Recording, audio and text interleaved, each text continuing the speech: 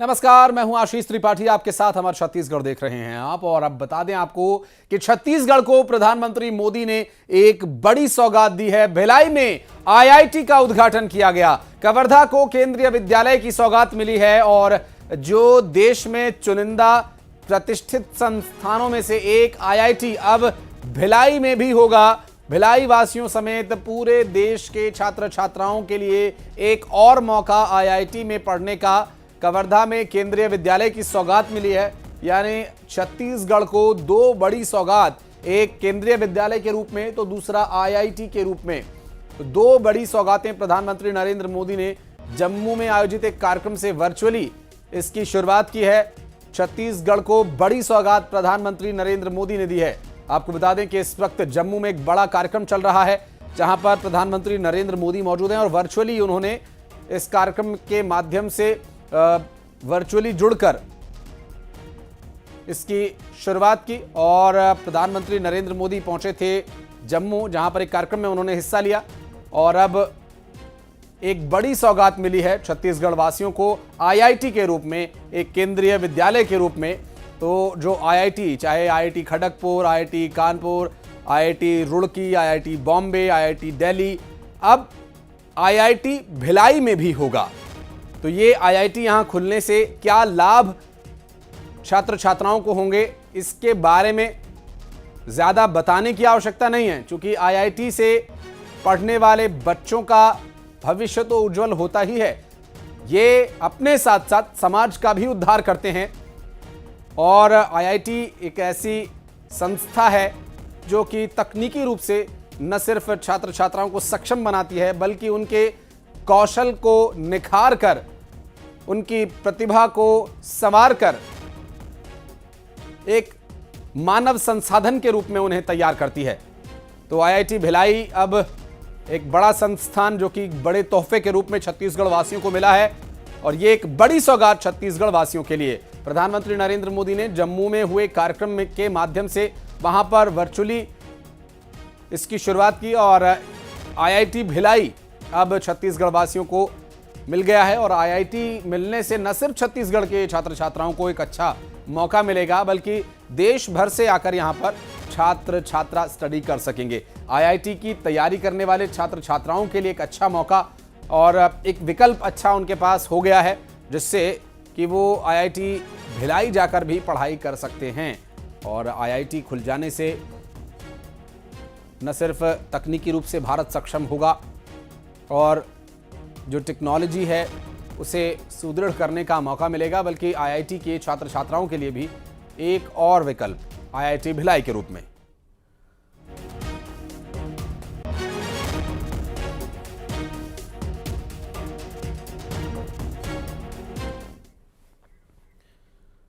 और कांग्रेस नेताओं को बीजेपी की ओर से लालच देने के पूर्व मुख्यमंत्री भूपेश बघेल के बयान पर बीजेपी के प्रदेश अध्यक्ष ने पलटवार किया। किरण सिंह देव ने कहा कि उनके नेताओं को लालच देने का प्रश्न कहां उठता है। अगर उन्हें कोई संदेह है तो अपने संगठन में पता करना चाहिए कि ये स्थिति क्यों पैदा हुई। अगर बीजेपी की तरफ से ऐसी कोई कोशिश हुई भी है तो उन्हें इसका खुलासा करना चाहिए।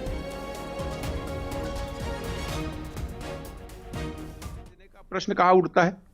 और सबसे बड़ी बात तो है कि अगर किसी प्रकार से कोई शंका संदेह है तो अपने संगठन में श्री भूपेश बघेल जी को देखना चाहिए कि ये स्थिति क्यों उत्पन्न हो रही है, क्यों पूरे देश में कांग्रेस के कार्यकर्ताओं का या नेताओं का अपने ही संगठन से मोह भंग हो रहा है। ये तो चिंता उनकी होनी चाहिए। और हमारे भारतीय जनता पार्टी की तरफ से अगर इस प्रकार का किसी प्रकार का प्रयास हुआ है तो उस पर खुलासा करना चाहिए। और टी सिंह देव के बयान पर बीजेपी के प्रदेश अध्यक्ष किरण सिंह देव ने कहा कि प्रदेश में सभी 11 लोकसभा सीटें बीजेपी जीतेगी। उन्होंने कहा कि टी सिंह देव के दावे खोखले हैं। उन्होंने दावा किया कि जिस तरह विधानसभा चुनाव में कांग्रेस का हाल हुआ, वही हाल लोकसभा के चुनाव में भी होगा। मोदी की गारंटी का और सीएम साय का काम कम समय में धरातल पर दिखाई दे रहा है। जरूर कहूंगा कि इस विषय पर, इनके संगठनात्मक की कमियों के विषय पर मेरा बहुत ज़्यादा बोलना ठीक नहीं है।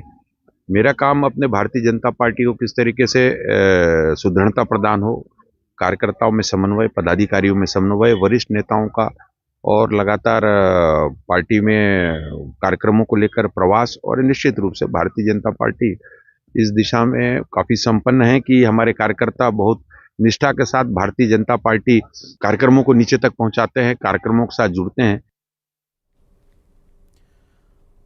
और सीएम विष्णुदेव साय क्या कुछ करें, इस बातें आपको। देश के लिए एक ऐतिहासिक क्षण है। हमारे देश के यशस्वी प्रधानमंत्री श्री नरेंद्र मोदी जी 32,000 करोड़ से ज्यादा का सौगात इस देश को दिए हैं, जिसमें हम लोग भी सहभागी हैं, छत्तीसगढ़ भी सहभागी है। आज भिलाई स्थित आईआईटी परिसर को राष्ट्र को समर्पित किए हैं और कवर्धा में एक नवोदय विद्यालय के भवन का भी लोकार्पण किए हैं।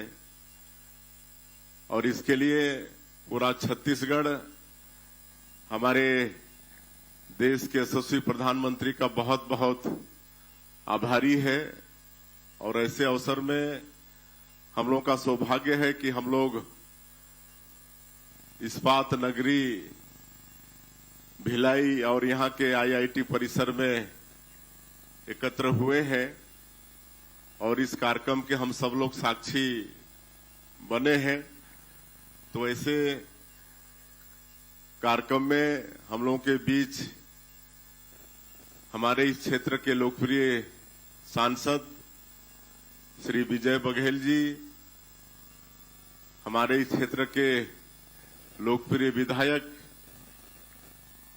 डोमनलाल कोरसेवाड़ा जी, दुर्ग ग्रामीण के विधायक ललित चंद्राकर जी, हमारे पूर्व मंत्री जो मध्य प्रदेश में भी मंत्री रहे, छत्तीसगढ़ में भी मंत्री रहे और शिक्षा से जिनका लगातार नाता रहा, ऐसे आदरणीय श्री प्रेम प्रकाश पांडे जी, आदरणीय राजीव प्रकाश जी, वेंकट जी, हमारे पूर्व मंत्रीगण, पूर्व विधायकगण, हमारे इस जिले के सम्माननीय अध्यक्ष जितेंद्र वर्मा जी, आईआईटी रायपुर परिवार के समस्त वरिष्ठ जन, उपस्थित नागरिक बंधुओं और आईआईटी के हमारे इस देश के कर्णधार स्टूडेंट्स और मीडिया के मित्रों, जैसे मैंने पहले कहा कि आज का ये दिन देश के लिए ऐतिहासिक दिन है और हमारे छत्तीसगढ़ के लिए भी ऐतिहासिक दिन है। आज हमारे देश के यशस्वी प्रधानमंत्री श्री नरेंद्र मोदी जी ने हम लोगों को सौगात दिया है। आज आईआईटी परिसर भिलाई को हमारे प्रधानमंत्री जी ने राष्ट्र को समर्पित किया है, इसलिए पूरा छत्तीसगढ़ उनका आभारी है। और हम इस अवसर में छत्तीसगढ़ वासियों को बहुत बहुत बधाई देते हैं, शुभकामना देते हैं। और जैसे हमारे आदरणीय प्रधानमंत्री जी का ध्येय वाक्य है कि सबका साथ, सबका विकास, सबका विश्वास और सबका प्रयास, और आने वाला 2047 तक विकसित भारत की उन्होंने कल्पना की है। विकसित भारत कहने से हर क्षेत्र में भारत अग्रणी हो।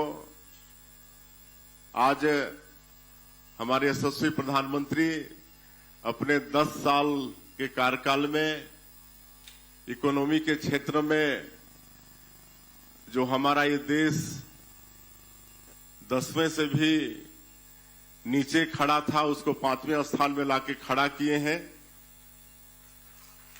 और विकसित भारत की परिकल्पना मतलब 2047 तक इकोनॉमी के क्षेत्र में 3 में से 1 स्थान भारत का रहे, ऐसा प्रयास है। और विकसित भारत, इसका मतलब कि हम लोग को विकसित छत्तीसगढ़ भी करना पड़ेगा।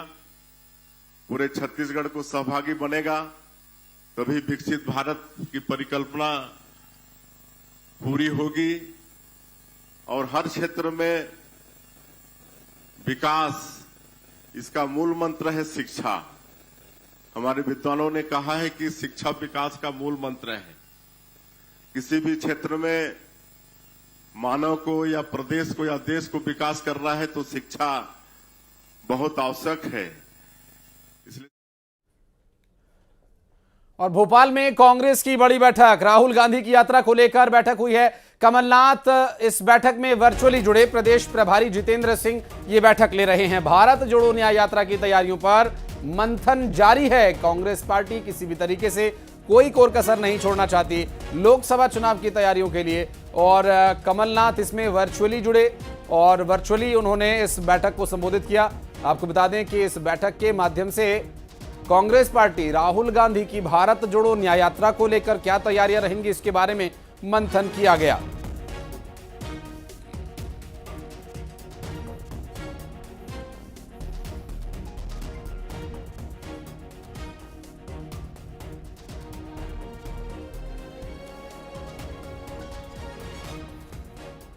और बात करेंगे, शैलेंद्र हमारे सहयोगी इस वक्त हमारे साथ जुड़ रहे हैं। शैलेंद्र, बैठक हो रही है राहुल गांधी की भारत जोड़ो न्याय यात्रा के लिए और कमलनाथ भी इस बैठक में जुड़े हैं वर्चुअली। कांग्रेस के साथ ही हैं, कांग्रेस के रणनीतिकारों में अभी भी कमलनाथ हैं। बिल्कुल बिल्कुल, आपने ठीक कहा। जिस तरीके से कल तक जो अटकलें लगाई जा रही थी कि पूर्व मुख्यमंत्री कमलनाथ पार्टी छोड़ सकते हैं, लेकिन आज जिस तरीके से जो बैठक आयोजित की गई है उसमें वो वर्चुअली जुड़े हैं और उन्होंने न केवल जुड़े बल्कि भारत जोड़ो न्याय यात्रा को लेकर, तैयारियों को लेकर क्या वो सोचते हैं, किस तरह की तैयारियां होनी चाहिए, ये भी उन्होंने जो बैठक में जो मौजूद विधायक हैं, जो मध्य प्रदेश कांग्रेस के प्रभारी भवर जितेंद्र सिंह हो या फिर प्रदेश अध्यक्ष हो, तमाम लोगों को उन्होंने बताया है कि किस तरीके से भारत जोड़ो न्याय यात्रा में कांग्रेस को तैयारियां करनी है। देखिए, अब से कुछ देर पहले भी जब भवर जितेंद्र सिंह भी जब यहाँ पहुंचे तो उन्होंने साफ तौर पर कहा था कि मध्य प्रदेश में यात्रा को भव्य बनाने के लिए कांग्रेस लगातार काम कर रही है और उस दिशा में सभी विधायकों को बुलाया गया था, तमाम जो पदाधिकारी है, जो दिग्गज नेता है, उनको बुलाया गया था। और ये कयास जो है लगाए जा रहे थे कि क्या पूर्व मुख्यमंत्री कमलनाथ इस बैठक में शामिल होंगे या नहीं। लेकिन उन सब अटकलों को विराम देते हुए खुद पूर्व मुख्यमंत्री कमलनाथ इसमें जुड़े हुए हैं, वर्चुअल तौर पर वो जुड़े हुए हैं, अपना संबोधन भी दिया है और अब जो विधायकों से चर्चा हो रही है उसको भी वह सुन रहे हैं। और इसके साथ ही पूर्व मुख्यमंत्री दिग्विजय सिंह भी पूरे कार्यक्रम में वर्चुअली जुड़े हुए हैं। हालांकि एक बात जरूर है कि छिंदवाड़ा के जो विधायक हैं, कमलनाथ को छोड़कर बाकी जो 6 विधायक हैं वो इस में नहीं पहुंचे हैं, तो कहीं ना कहीं उसको लेकर जरूर संशय की स्थिति अभी फिलहाल बनी हुई है। लेकिन बाकी के अधिकांश विधायक और जिन लोगों को बुलाया गया था वो सभी इस बैठक में मौजूद हैं। पहले विधायकों से 1 to 1 चर्चा की गई और अब भारत जोड़ो न्याय यात्रा को लेकर एक सामूहिक बैठक जो है वो आयोजित की जा रही है। 2 तारीख को मध्य प्रदेश में यात्रा प्रवेश करने वाली है। मुरैना से यात्रा प्रवेश करेगी, ग्वालियर और शिवपुरी होते हुए फिर आगे की तरफ बढ़ेगी। उज्जैन में इस यात्रा का पड़ाव रहेगा। तो बहुत महत्वपूर्ण जो है वो यात्रा रहने वाली, 5 दिन जो है मध्य प्रदेश में रहने वाली है। कांग्रेसी खासे उत्साहित नजर आ रहे हैं कि इस यात्रा के माध्यम से लोकसभा चुनाव को साधने का प्रयास जो है वो कांग्रेस करने में जुटी हुई है। बिल्कुल। और शैलेंद्र, अगर ये माना जाए कि आगे आने वाले समय में, अब चूंकि ये लगभग तय हो गया कि कांग्रेस में ही कमलनाथ रुक रहे हैं या कांग्रेस में ही रहेंगे, उनके पार्टी छोड़ने की कोई अटकलें नहीं है, तो कमलनाथ जब वापस लौटेंगे बेंगलुरु से तो बैठक, एक आध और बैठक होगी जिसमें आगे की रणनीतियों को वो सामने से बातचीत करके कार्यकर्ताओं की जिम्मेदारियां भी तय कर सकें। भूमिका को लेकर, कमलनाथ की भूमिका को लेकर अभी तक भी स्थिति स्पष्ट नहीं हो पा रही है। देखिए, बिल्कुल ये बात आपने ठीक कहा कि जिस तरीके से उनकी जाने की अटकलें थी उसके बाद कहीं ना कहीं उनकी भूमिका पर सवाल जरूर खड़े हो रहा है। लेकिन आपको याद होगा कि परसों के दिन जब सज्जन सिंह वर्मा उनसे मिलने पहुंचे तो निकलने के बाद उन्होंने जो बयान दिया था कि कमलनाथ जो है वो लोकसभा चुनाव की तैयारियों में जुटे हुए हैं, कौन कौन लोग कहाँ से प्रत्याशी हो सकता है, जातिगत समीकरण क्या होंगे, सबका वो एनालिसिस कर रहे हैं। तो ये माना जा सकता है कि लोकसभा चुनाव में प्रत्याशी चयन में कमलनाथ की भी भूमिका बेहद महत्वपूर्ण रह सकती है। और जिस तरीके से जो खबरें आई थी कि राहुल गांधी से उनकी थोड़ी सी नाराजगी थी और उसके बाद राहुल गांधी और मल्लिकार्जुन खड़गे ने उनसे बात की है, तो निश्चित तौर पर उस नाराजगी को तो दूर किया ही किया गया होगा। लेकिन साथ में बताया गया होगा कि आप जैसे दिग्गज नेता का लोकसभा चुनाव के लिए बहुत महत्वपूर्ण भूमिका है। ऐसे में आप जो है, जो नई टीम खड़ी की गई है, चाहे वह जीतू पटवारी, बिल्कुल, अब वो आगे की स्थिति क्या रहेगी शैलेंद्र, ये भी देखने का एक विषय होगा। बहुत बहुत शुक्रिया आपका इस पूरे मामले पर जानकारी देने के लिए। और यहां एक छोटा सा ब्रेक हम ले रहे हैं। ब्रेक के बाद भी खबरों का सिलसिला आगे जारी रहेगा, बने रहिए हमारे साथ।